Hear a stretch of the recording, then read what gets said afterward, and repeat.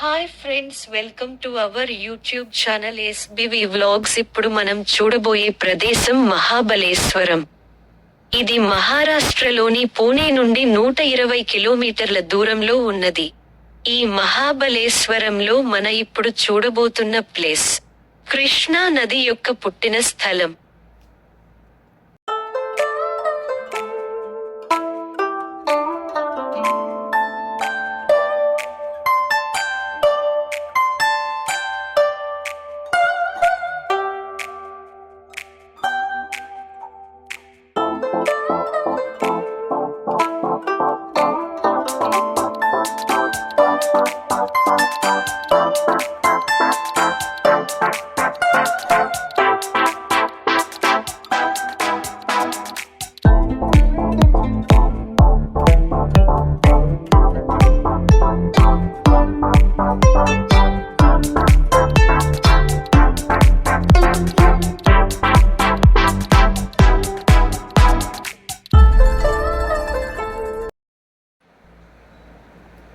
ఇది కృష్ణ నది జన్మస్థలంకు సంబంధించిన దేవాలయం.